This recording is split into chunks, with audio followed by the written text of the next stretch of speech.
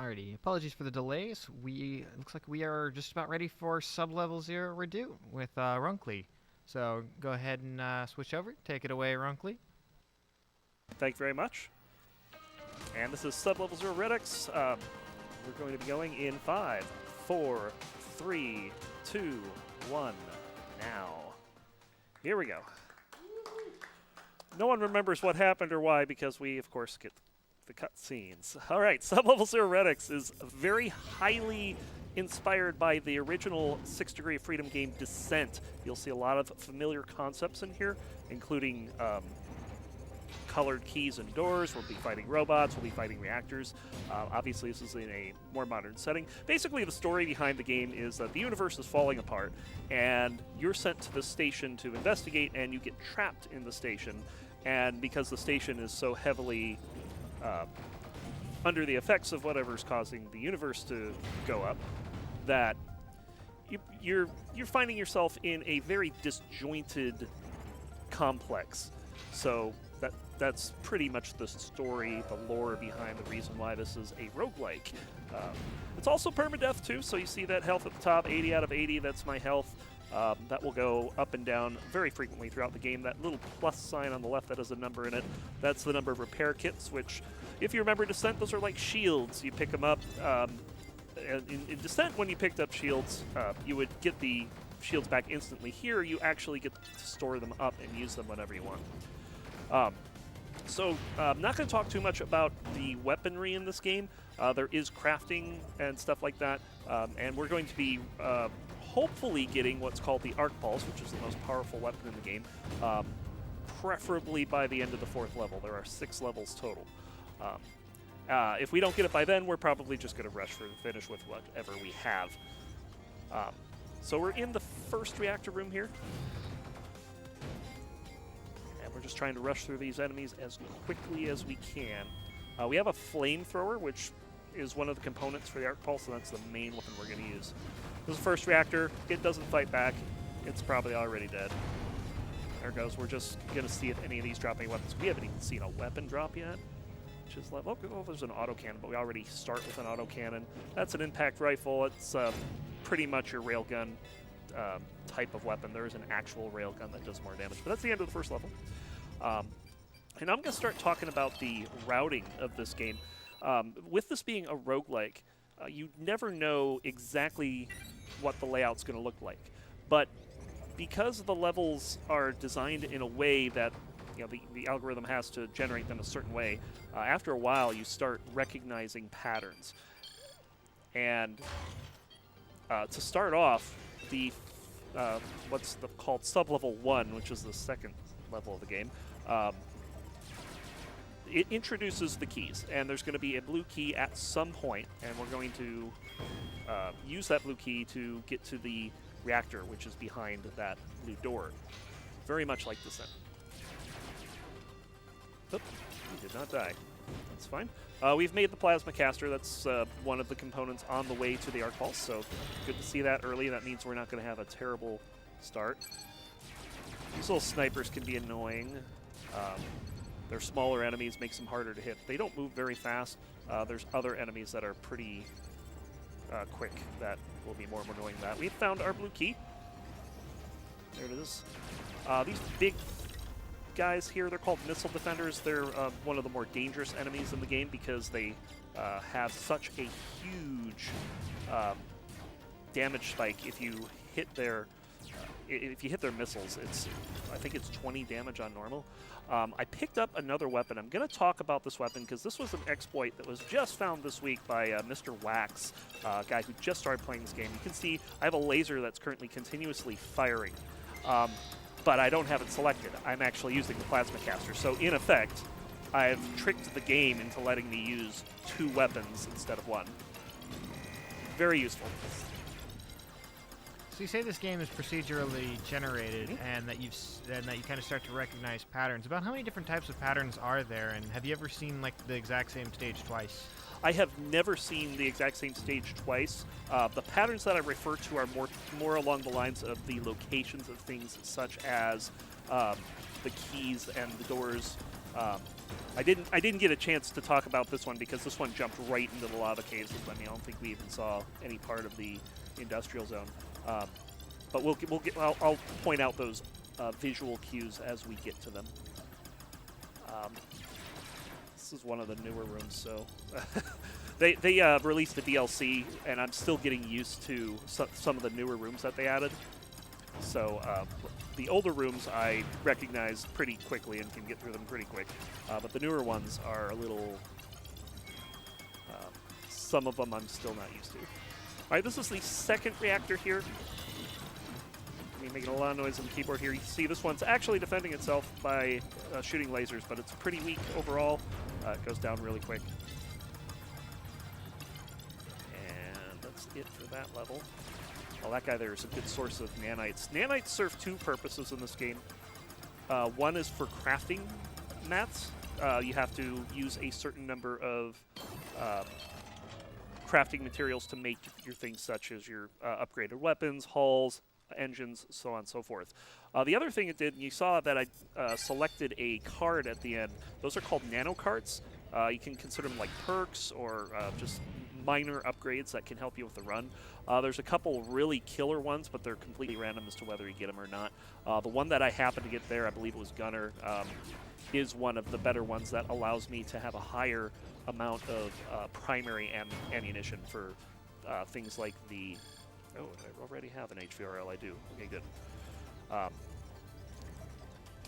Yeah, you'll get higher primary ammo, which leads to higher regeneration as well. Ooh, hello. That's not a corner you want to turn to very often. All right, so we're back in the industrial zone. I believe this is the last time we see the industrial zone on the run. And at this point, we're just looking for a couple of pulsars. If we get even one pulsar right now, we're going to start moving really fast. If we don't get it by the end of the fourth level, then we're going to run with what we have. Oh, and after... Oh, this is a challenge room. So a challenge room is basically a dead end, but the dead end has an incentive for killing everything in it. And that incentive is there's extra chest. Sometimes there's an actual boss enemy in there that you have to kill. And if you kill the boss enemy, you'll get more stuff as well. Like this thing here that dropped is a self-shield. Oh, and we got a pulsar too. Excellent. So I'm going to stop firing the laser for a moment, and we're going to go ahead and create the spread pulse, followed by the arc pulse, and this is what's known as a good run. There's still something alive in here. There he is. Just these guys just sitting there. So you'll notice at this point I've had to pretty much aim at things and hit them square on to make sure that they die. The arc pulse lets you forget about aiming and whether you're doing enough damage. Okay, so since this tunnel here is blue, I know we're going into the crystal caves. Typically that means you're going the right way. So that challenge room really helped us out. You can just see this, this is one of the new dark rooms. There we go. As we go through there. But yeah, you just shoot in a room and it clears the room for you. So, pretty much, ooh, we need to find the blue key, don't we? So sometimes you don't pick up the blue key along the way. You've got to check to make sure it's not in another room, make sure that you didn't miss it on the mini-map. Very easy to miss keys. As I was practicing, I actually thought I had missed a key and had picked it up, so I was searching for a key that I already had. That was kind of fun. There's the blue key, just a few rooms away. We don't have to do this challenge room since we have a pretty good idea where we're going at this point. In terms of it's not that far. It would take longer to kill the challenge room than to get back where we were right here. All right. So I have the blue key. This level introduces the yellow key as well. There's no real tricks to the layout. You're going to get the yellow key behind the blue door, and beyond that, you're going to get a reactor at some point. They won't do something where the same room holds the blue door and the yellow door like they will in the later levels. The later levels, there are a wide variety of layouts you can get, and being able to recognize them early can be pretty important. You're seeing those big black and white and red balls over there. Those are bombs. If they get anywhere near you, it hurts. Oh, Well, this is the third reactor here. We're just going to play it safe behind these crystals. And again, it's not all that tough, especially when we have the Arc Pulse. The Arc Pulse makes that a pretty easy fight. So that's it for Sublevel 3, or Sublevel 2, rather. Puts us halfway through the game. And here we go, Central Mining. So this is, so we're not going to see the Industrial Zone anymore. It's going to be lava and crystal caves. The lava in this game works exactly like it does in Descent, if you remember Descent. Basically, if you touch it, it does damage to you. If you shoot it, it does an explosion that does damage to everything around it. The crystals are a little different. The crystals are actually, for newer players, can actually be a source of a lot of trouble, because you don't think that the crystals are any danger because you can just slide right up to them. You can run into them, do whatever you want. But if you shoot them, then they act as if they're lava, and they'll make an explosion and do a lot of damage. I don't think I want to do a challenge room here, so we're going to go back and see if there's another exit to this room. Indeed there is. This is one of the newer rooms in the game. One of the things that they did with the DLC recently is they added a lot of big rooms. Like that last one is fairly big for this zone. So we're going to pick this up. And the bigger rooms, you know, obviously they take more time to go through, but it just, some of them are like super massive towards the end, and we'll probably run into a couple of them. Well, I guess we have to go this way. I was about to say this may not be the right way, but it's the only way to go. If that was a blue tunnel, we'd know right off it was the correct way. And still looking for. You also notice I stopped using the glitch. When you have the Arc Pulse, it really doesn't matter. You're doing more damage than.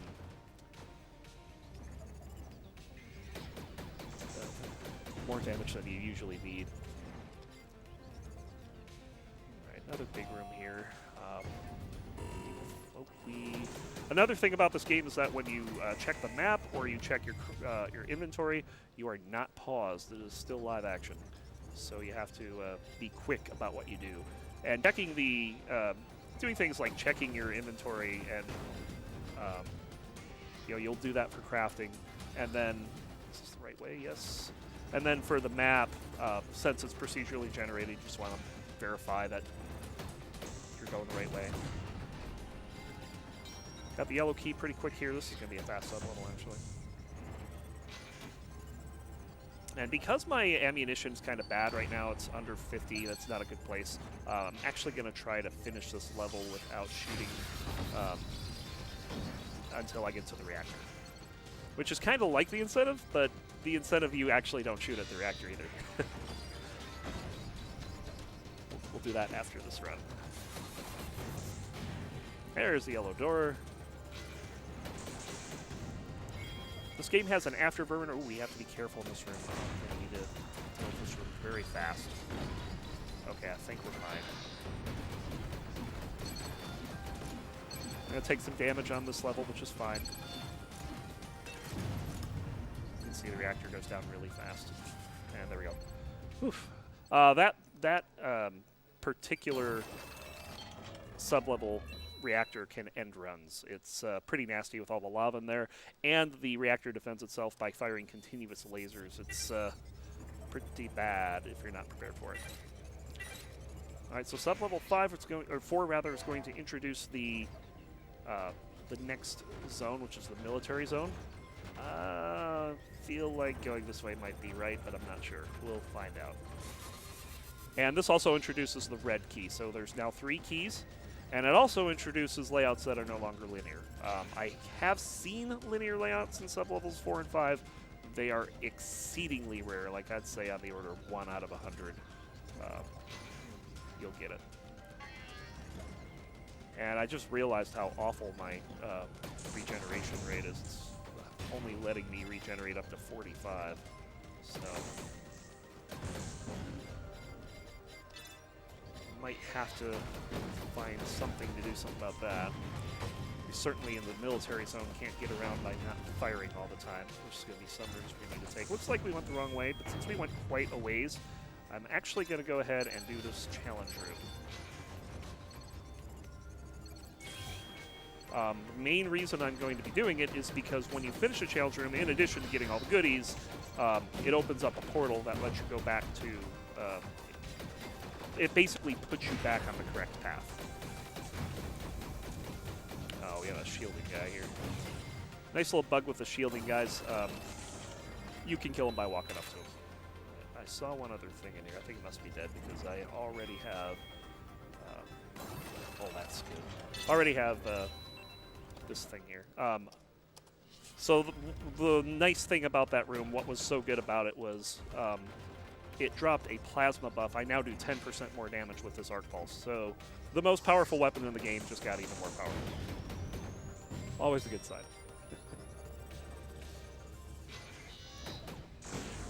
Now at this point, it's just a matter of finding the doors. At some point, we'll find our way to the military zone. Find the blue door first, looks like. The fact that we're finding this blue door first kind of gives me the hint that the end of the level is going to end with the yellow door and the red door coming off of the same room, which is, it's a fast finish, which is really nice.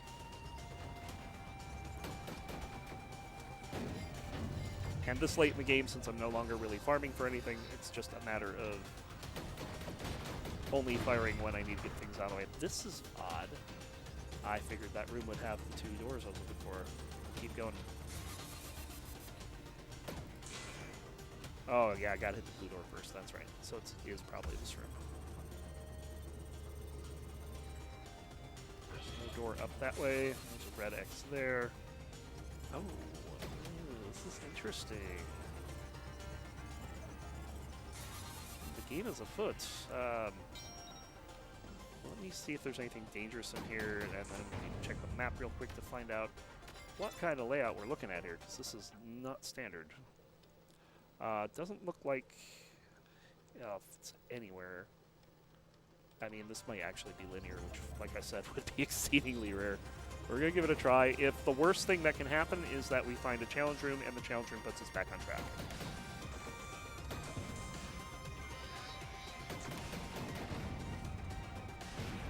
Let's see. Another room after this.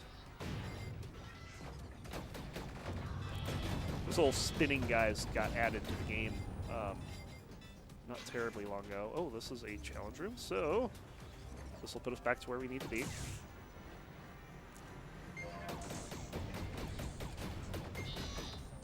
Definitely more challenge rooms than I would like to have in a speedrun.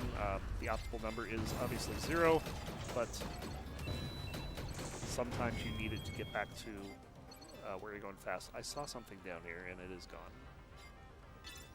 There he is. He's hiding.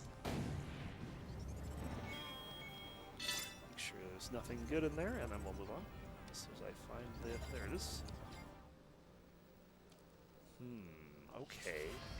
I get this now. Did not put me in a very good place. That was kind of dangerous. Okay, so it looks like it's going to be this way, off this blue door.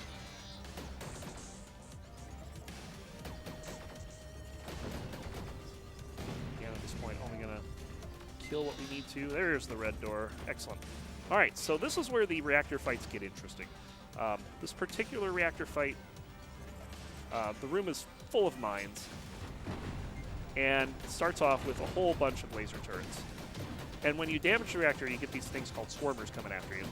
Fortunately, the Arc Pulse makes very short work of them.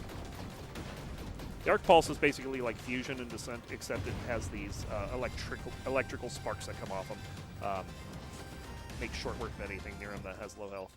Another gunner, that's very helpful considering my regen was bad. I'll make it better. This is the final sublevel. Much like Sublevel 4, it's going to have the 3 keys in it, but this will also add the lava caves in the mix, which can make routing interesting if you don't start in the lava caves, but we did, so this should be a pretty standard run here. We'll try to make this as fast as we can. I believe I already did the bomber hall. Did I not? Yes. Let me make the last hall. These halls will give they give more health, more inventory space, and more space for things like your primary ammunition. You can see, whereas before I had like 230, and that was maybe like a quarter of my ammunition. I now have 271, and it's not even half full. So it's very nice to have all those different buffs. Let's see, we're going somewhere this way. Have time for a quick plug? Sure. Alrighty, so we are Calithon 2018, raising money for Direct Relief, a charity which assists with emergency relief and disaster relief efforts in order to get medical supplies to where they need to be. And they also help out in over 80 countries, as well as all 50 of the United States. As for what we're doing, or rather what's coming up, we have a couple of incentives for Star Fox 64, which will be in a few hours. One is to kill Slippy, which is at $5 out of $100. I'm sure everyone who's played Star Fox 64 kind of will get a bit of a cathartic reaction out of that one, so put your money towards that one. And then we also have a Get All Medals in Star Fox 64, which is at 111 out of 150. We got a $5 donation from Alibaba, who says, really enjoying the run, even though I am a little nauseous. Yeah, I've kind of gathered the motion sickness is something that comes up every now and then with Descent-like games, although this one seems to be a lot nicer, personally. So while you were, while we were talking about that, I was able to discern how the run is going to end. We had a red and yellow door in the same room, so what that means is you go through the blue and yellow door rather. You go through the blue door to pick up the yellow key and then come back out to go in the yellow door to pick up the red key. When that happens, the red door is never behind the yellow door. It will always be behind the blue door. And here we are on the final boss. I will try to explain this as best as I can. This is a multi-phase fight. You can see it's armored. You start the fight by hitting the core, and then these two pillars light up. You have to shoot them to unlight them up. While they're lit up, they will spawn enemies, which are very annoying. And then after that, the shield on the reactor goes away, and you're free to fire at it. In a moment, we'll get the swarmers and some turrets on the wall. And then a few moments after this, the reactor will start shooting at me. It's going to shed off all its armor. It looks pretty awesome. And I'm just going to tank up hits and run out of ammo, I guess. That's never happened before. There we go. And time coming up. In time. Not a bad run. 22-25. That's 3 minutes off record, which is, yeah, it sounds like a lot, but in this game, it's a pretty big deal. So, fantastic. So we'll get through the credits here, and then we'll go ahead and start the incentive. So for the incentive, for the initial run, we used the Pyro. For this one, we're going to be using the Berserker. I can see it says there it has increased ram damage, regenerates some armor, takes less damage from exploding enemies. Requires a skillful pilot. That's questionable whether I'm one of those, but we'll get back into this again here. And to keep me honest here, I'm actually going to drop all my weapons. All right, so here we go. So instead of shooting them, just ram them. 3 hits usually takes care of them.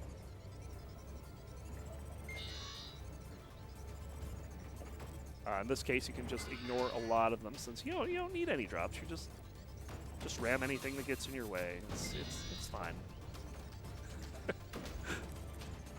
Just kind of bully them around.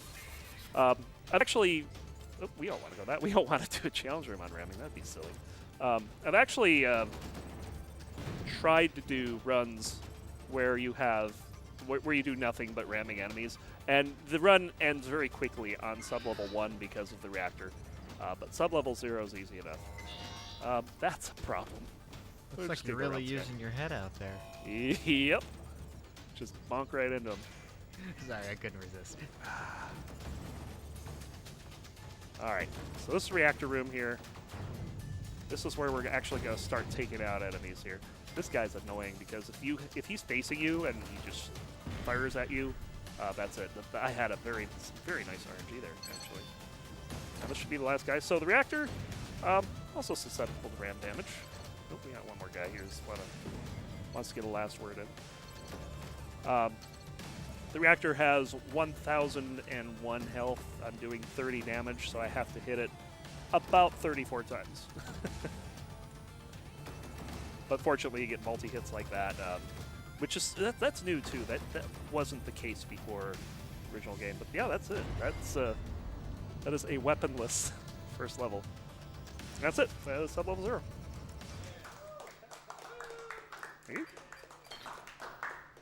I want to thank the guys at Calithon for putting this on, for having me on. Much appreciated. Also, shouts to, again, Mr. Wax for the laser bug. That is something I never thought of doing. So, and it actually shaved a minute off my world record time. So that actually helped a lot. Shouts to Six Gaming, Descent community, and the Necrodancer community who actually got me even interested in going to events like this. So thank you very much. Thank you for that wonderful run, Roncli. Alrighty, everybody. So, next up we have